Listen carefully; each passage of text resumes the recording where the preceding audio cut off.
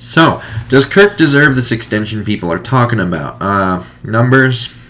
Y'all know I like my numbers.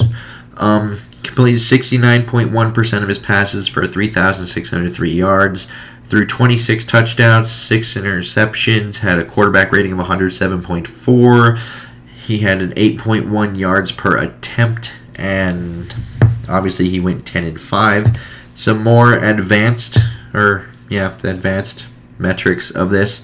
His touchdown percentage was 5.9%, which means that's essentially just how many touchdowns he threw for his attempts.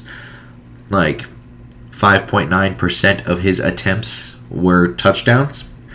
And that was 6th in the league. His interception percentage, it's the same kind of deal. How many percentage of his passes were picks? That is at 1.4%, which was 9th in the league. His quarterback rating of 107.4 was 4th in the league.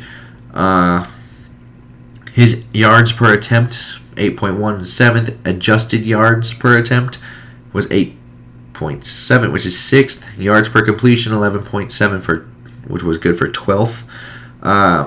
His net yards per attempt was 7.2, which was 7th. Adjusted net yards per attempt, 7.73, also 7th. And that quarterback rating at 13th, QBR, my bad, at 58.8, at being at 13th. Some might be like, well, 13th, you're outside the top 10. But in fairness to him, Aaron Rodgers had a 50.4 QBR, and he had a full 8.4 points above him. So if we're counting that as a big stat, and I feel like we should count that. I know some people like to roll their eyes at that one. Some people count it a lot. It's very similar to PFF in some ways like that. But, this was probably Kirk's best season as a pro so far. It's a little weird that we kind of have to be doing this, almost like does he have to beg for this extension in order to happen? I don't think it's necessarily, a fair thing to be asking that, consider what he did. He did go 10-5, which some, once again, will kind of be like, well, that's just above 9-7, which is very average. But 10-5 is also the same record as Deshaun Watson, and I don't think anyone would complain if the Texans gave him a contract extension, although obviously age is different and things like that. But I do think the root of the problem here is people have a negative connotation with Kirk Cousins, as where if we had a different quarterback who was posting these kinds of numbers, I feel like a lot of people would be like, oh, sign him back, no problem, that's our guy. But since it says Cousins on the back of that jersey, do we have problems? And I think we might, because a lot of these are top 7 in the league, and most teams would love to have that. They don't really get that. And to have it top 7, top 10, or just barely outside top 10 in most major categories is really good to have. Although he may not be some all-pro, he is above average, and he is solid, and he is consistent, and he fits the scheme. So, but why give the extension now before his contract year kind of starts, really? Well, it has to do with cap space, which is very fluid at times, but, they have $1.3 million in cap per overthecap.com, and Kirk has a whopping $31 million cap hit, and you kind of have a problem there because it is the last year of his, contract, so you can't restructure that thing, and even if you could restructure that thing, it is also fully guaranteed. So, kind of put you in a rock and a hard place, because even if it was possible, it would put you in a much, much worse situation. And so the only way to do this is via extension. And I think it's probably one of the safest ways to get a substantial amount of cap room back, because you can probably lower it significantly and just kind of give him more upfront, so to speak. and you get to keep a very solid, consistent, above average kind of quarterback that fits exactly what you want him to do in this kind of system under Gary Kubiak. And that's another thing that I feel like people aren't talking enough about when it comes to this extension. They're kind of just like, well, that's peak Kirk Cousins, isn't it? And he didn't get it done. We need to get a new one. Like, that's kind of like the thought I'm hearing quite a bit. And I don't really view it like that, because I think Kirk in this system is a little different in the fact that it has focused and emphasized all of his strengths, which is kind of, he doesn't use it all the time. He's very good at throwing while on the run, and he's very good at play action. And then, so if you give him the running game, obviously play action becomes more effective, and you need a thing more based off of play action for him to be as good as he was. So, and we all know, like in 2018, the amount of play action plays that we had was not even close to what we had in 2019. But the reason why I feel like this is mostly different here is we have offensive continuity for once. We never really had that in the Zimmer era, ever. Like, it never happened. And we saw what it does on the defensive side, obviously, under Zimmer, where if you have the right guys in place, you get their guys in, and then they're there for a year, 2, 3, you start to see progression. And we haven't seen that on the offensive side, because it's constantly, we got a new offensive coordinator, we got a new system, we have a new O-line coach, we got a new receiver coach, we got a new quarterback coach, we got a new tight end coach, we have to learn all of this, it's all new. And then, you have that slow start that we kind of even saw this past year when they were 2-2 and everyone was upset. That probably had something to do with the fact that it was, again, an entirely new system. Although it was one that benefited Kirk, Kirk might have been more comfortable with the system than the guys around him at the time. So, obviously, now you have guys on different pages and things like that, and it takes a little bit. We don't have that this time. What we have is something that they can build on what they had last season. Because you still have Gary Kubiak, you still have Rick Dennison, you still have those guys.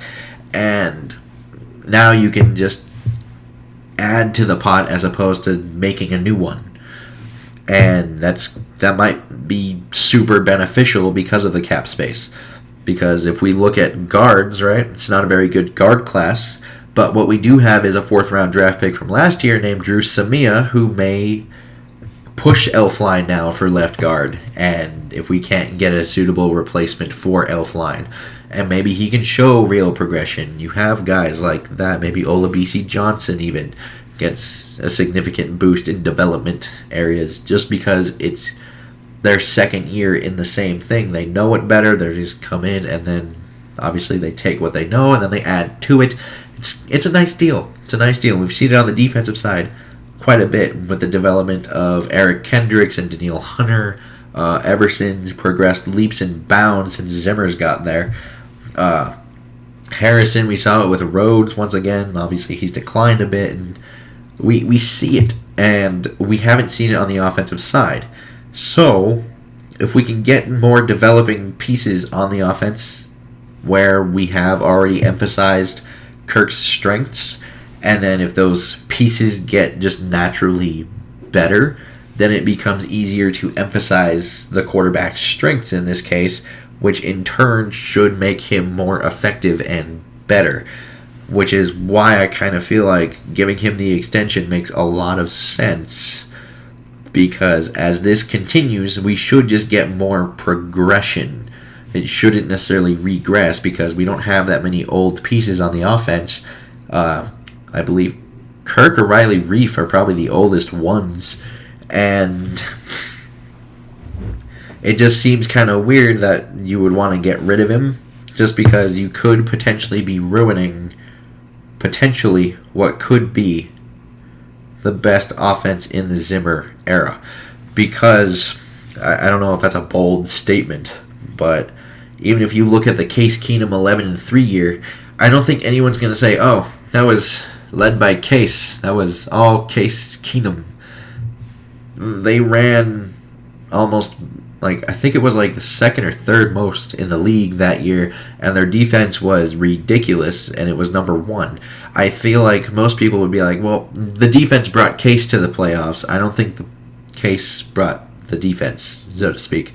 As where this year we had regression on that defensive side so much where a lot of things were average or well below average, and what kept them in games was the fact that Dalvin Cook, Kirk Cousins, and Stephon Diggs, and maybe some Irv Smith and Kyle Rudolph would chip in.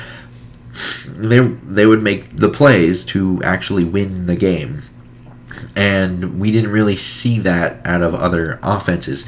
And now it gets to progress, which is really nice.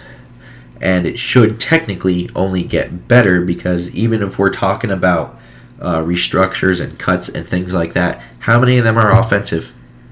Not many. The only one you ever hear about that is Riley Reif. And most of it's on the defense. It's, do we keep Linval? Do we restructure Linval? When do we cut Rhodes? Do we restructure? Not restructure. I just think Shamar Stephen might be in that category as well. But most of it is defense, and a lot of it is because of age or declining, which wanes, and, well, Anthony Harris is a little different, but that's not the point. The point is, none of them are really offensive. This offense is actually under contract through next year. The entire starting offense from last season is under contract for at least this next one season. Highly beneficial. So I feel like giving him the extension is probably one of the safest things we can do, and it opens up a lot of, substantial cap space potentially, depending on how they do it. And I feel like that's probably the way to go, because you don't really find above average quarterbacks even, like, just growing on trees. Like, do you really want to go and play quarterback roulette? Because you can look at some of those top draft picks over the past couple of years, how many of them really worked out so far that we can say for sure. Because I feel like we can go to the Bears and be like, hey, do you like that Trubisky thing? And I don't think many would say yes. So, do you want to play that game? I really wouldn't. You have a guy that works. They're hard to find. He may not be all-pro elite status, but what he is a consistent, durable starter. Like, you can even look back at what has happened to Washington since he left. Washington was competitive with Kirk. They weren't really competitive before Kirk, and they sure aren't competitive right now without Kirk. And since he left, you've seen Mark Sanchez under center. You've seen Dwayne Haskins. You've seen Josh Johnson. Colt McCoy has played. And with Kirk, it was only Kirk.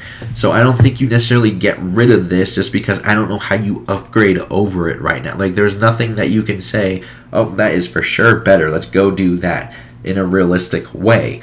So there's also that. I would like to know your guys' comments down below. This might be a more opinionated comment section for once here, but I would like to know them. Like and subscribing always helps, and until next time, I bid y'all adieu.